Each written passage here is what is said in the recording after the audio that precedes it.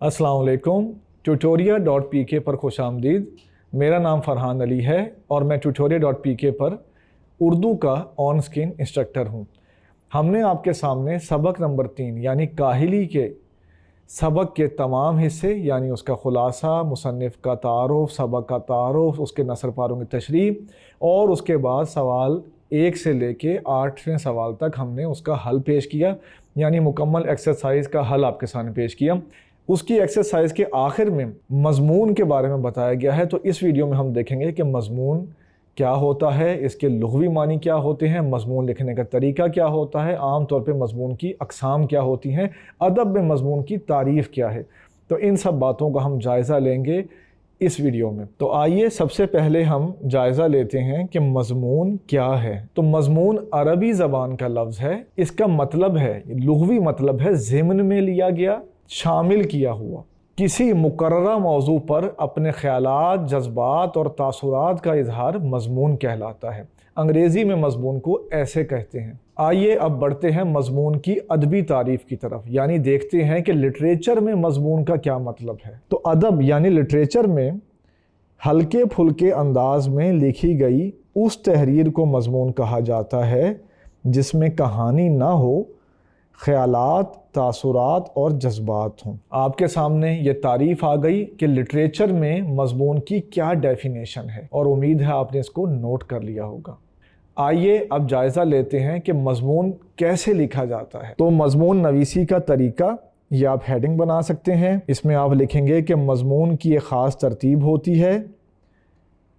अलिफ, सबसे पहले मौजू यानी टॉपिक का तारुफ़ कराया जाता है। बे, फिर उसकी हिमायत या मुखालिफत में दलाइल दिए जाते हैं, अच्छे बुरे पहलुओं पर बहस की जाती है। और जीम, सबसे आखिर में मज़मून लिखने वाला मज़मून में लिखी हुई तमाम बातों का नतीजा पेश करता है। तो आपने मुलाहिज़ा किया कि मज़मून जो है वो 3 स्टेप्स में लिखा जाता है। आपने काहिली पढ़ा सबक, ये भी एक मज़मून है।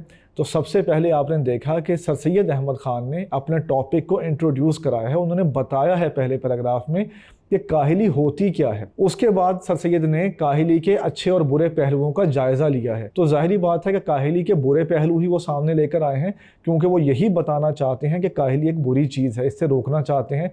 तो उन्होंने मुख्तलिफ़ लोगों की मिसालें दी हैं, मेहनत कश लोगों की मिसाल दी है, पढ़े लिखे लोगों की मिसाल दी है, नौकरी पेशा लोगों की मिसाल दी है, आखिर में हिंदुस्तानियों की, मुस्लिम माशरे की मिसाल दी है और उनका मुवाजना किया है मगरबी अक़वाम से और उनको काहिली से दूर रहने का दर्स दिया। तो आखिरी ही पैराग्राफ में सर सैयद ने निचोड़ निकाला है कि काहिली को किस तरह छोड़ा जा सकता है और इसको छोड़कर क्या समरात हासिल किए जा सकते हैं। अब हम जायज़ा लेंगे कि मज़मून की ज़बान क्या होती है, कौन सा पैराए इजहार इख्तियार किया जाता है मज़मून लिखते हुए। तो इस सिलसिले में आप ये लिखेंगे कि मज़मून की ज़बान अगरचे मौजू के लिहाज से बदलती रहती है, लेकिन इस बात का ख्याल रखा जाता है कि मज़मून चाहे किसी तरह का हो, इसको लिखते हुए कारीईन की दिलचस्पी का उनसर बरकरार रखा जाए। इस बात की हम थोड़ी वजाहत कर देते हैं। मसलन मज़मून किसी कोई ख़ास ज़बान में नहीं लिखा जाता, कोई लगी बंधी जो है ज़बान नहीं होती, कोई फ़िक्स इसका फार्मूला नहीं होता। उसकी वजह यह है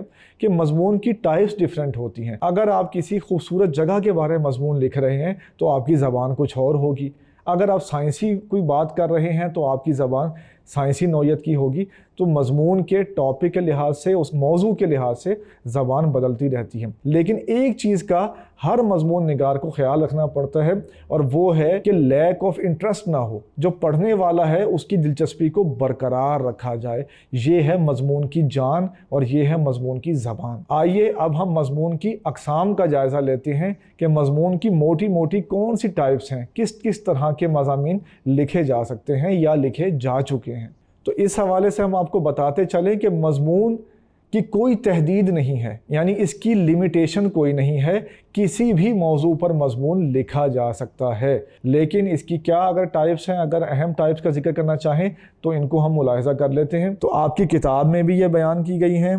आप लिख सकते हैं पहले नंबर पे कि इल्मी, दूसरे नंबर पे तारीख़ी, तीसरे नंबर पे तनकीदी, चौथे नंबर पे सवानही, पांचवें नंबर पे लिखेंगे आप फ़लसफ़ियाना और छठे नंबर पे लिखेंगे साइंसी, सातवें नंबर पे इस्लाही, आठवें नंबर पे अदबी। तो इसमें शायद कुछ लफ्ज़ आपके लिए मुश्किल हो। सवानही मज़मून क्या होता है? सवानही मज़मून किसी मरे हुए के बारे में लिखा जाता है, किसी मरहूम के बारे में लिखा जाता है, उसको कहते हैं सवानही मज़मून। तो बाकी जो किस्में हैं वो आपके लिए गालिबन आसान होंगी, तो उनकी तशरीह की ज़रूरत नहीं है।